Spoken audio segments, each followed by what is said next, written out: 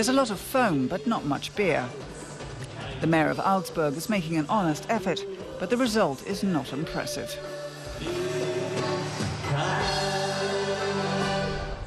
And few are impressed by the government's second stimulus package either. The funds for this Bavarian city have been available for 6 months, but almost nothing has happened so far. Are people in Augsburg feeling the effects of the cash from Berlin?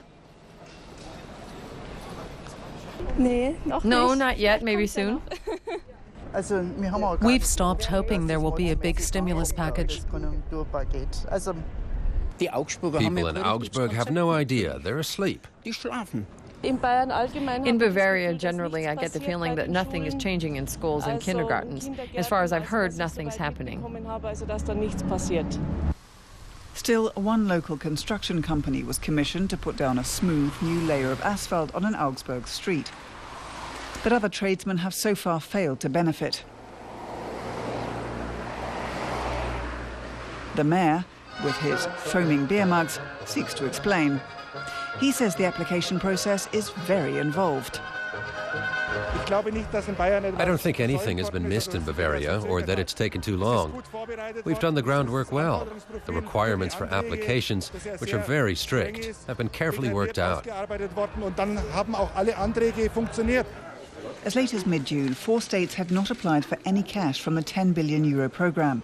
The government's aim was to give local economies a boost by investing in particular in schools, kindergartens and hospitals. German Finance Minister Steinbrück is now warning critics that it's high time they took the money. The information is all available at the chambers of commerce, the guilds, everywhere. And I expect all those who are in trouble to not just sit around whining, but to get up and find out what they can do. They need to find out what's on offer by using the internet and other forms of communication and discover what instruments are available and how they're being developed. The head of the German Chambers of Industry and Commerce is clear on one point: stimulus packages don't help. In fact, he feels they do more harm than good, and then the taxpayer has to foot the bill. Ultimately, stimulus packages create budgetary problems, and budgetary problems narrow our ability to invest in education or in a sensible taxation system, for example. And it becomes a vicious circle. You could say that stimulus packages are the reason for stimulus packages. It would be far better to fix our structural problems. Things are running hot in Arnsberg in North Rhine-Westphalia. These roofers have been using up funds from the stimulus package for several weeks. Master roofer Willi Hesse and his employees have plenty to do. They've been insulating the roof of a school and are now waterproofing it. The local authority will now be saving on heating costs. It's one example of how the town is tackling the crisis.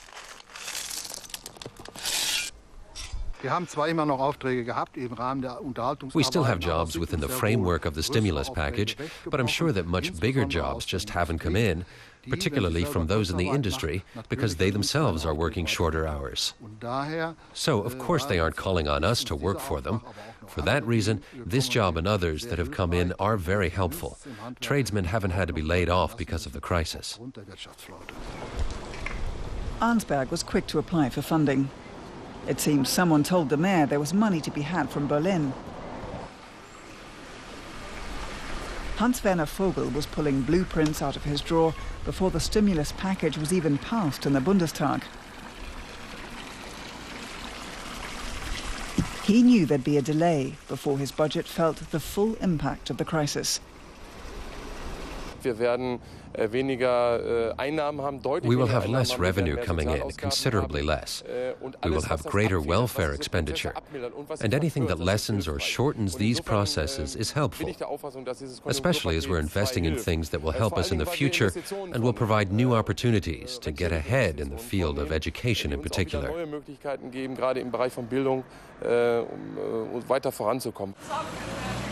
The pie from Berlin will be cut up and eaten down to the last crumb, that's for sure. But it will go faster in some states than in others. Arnsberg was quicker than Augsburg and many other towns. But ultimately, no town is going to pass up free money from the state.